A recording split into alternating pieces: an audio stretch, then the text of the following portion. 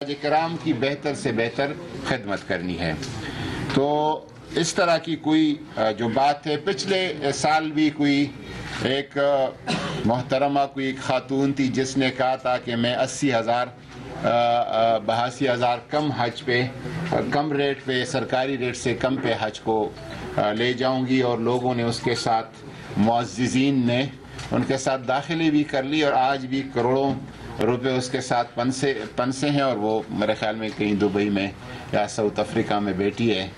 تو اس طرح کی میں گزارش کروں گا کہ کسی کے باتوں میں نہ آ جائے، اور جو ہمارے ساتھ رجسٹرڈ ٹور آپریٹر ہیں، جن کی ویب سائٹ پہ بس تمام تفصیلات موجود ہے، اگر کوئی حج داخلہ کرتے ہیں تو انہی کے ذریعے سے کرے تاکہ بعد میں کوئی مشکلات ان کو نہ ہوں۔ اس دفعہ بے شک حج کا جو کوٹا ہے، حج کے جو اخراجات ہیں اس میں اضافہ ہو گیا ہے، لیکن کچھ اس دفعہ ایک بہت اہم اقدامات بھی حج کے حوالے سے ہو گئے ہیں۔ میں تھوڑا سا وہ 2-3-4 جو پوائنٹ ہے وہ آپ کی گوش گزار کروں گا، پھر آپ کو میں حج کی اخراجات میں اضافہ کے جو اصل وجوہات ہیں، جو کہ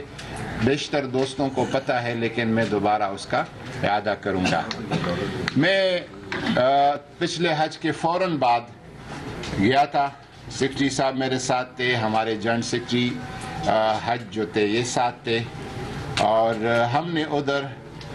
تمام وہاں کے جو متعلقہ سٹیک ہولڈر ہے ان کے ساتھ ہم سب کی میٹنگز ہوئی، میری خود ذاتی ان سے بات چیت ہوئی، جس میں سعودی وزارت حج اور عمرہ وزیر اور نائب وزیر کے ساتھ، پھر ان کا جو ساؤتھ ایشین کنٹریز کے لیے ایک کمپنی ہے، مؤسسہ دول جنوب آسیہ، وہ ان کا ہمارے پاکستان، انڈیا، بنگلہ دیش، ساؤتھ ایشین کنٹریز کے لیے ان کا بڑا اہم رول ہوتا ہے۔ ان کے جو ہیڈ ہے اور جو آفیشلز ہیں ان کے ساتھ ہماری ملاقات ہوئی، باقی ان کے جتنے ادارے ہیں ان کے ساتھ ہماری ادھر میٹنگز ہوئی، اور ہم نے بہتر سے بہتر حج کرانے کا اور بہتر سے بہتر انتظامات کرانے پہ زور دیا، اور تمام ہماری چیزوں پہ انہوں نے ہمارے ساتھ تقریباً اتفاق کیا، ہماری بہت پذیرائی کی، اور اس کو ہم محسوس کرتے تھے کہ موجودہ حکومت کے لیے سعودی حکومت کا اور سعودی اتھارٹیز کا جو ایک فراخ دلی ہے اور ایک ان کے ساتھ ان کا ایک تعلق استوار کرنا چاہتے ہیں دوستانہ، تو اس کے بنیاد پر انہوں نے کی۔ اس میں جو چیزیں ہمارے ان کے ساتھ فائنل ہو گئی ہیں، اس میں ایک ہے روڈ ٹو مکہ پروجیکٹ ہے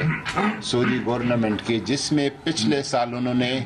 انڈونیشیا اور ملیشیا کے حجاج کو کوالالمپور اور جکارتہ سے جو فلائی کر رہے تھے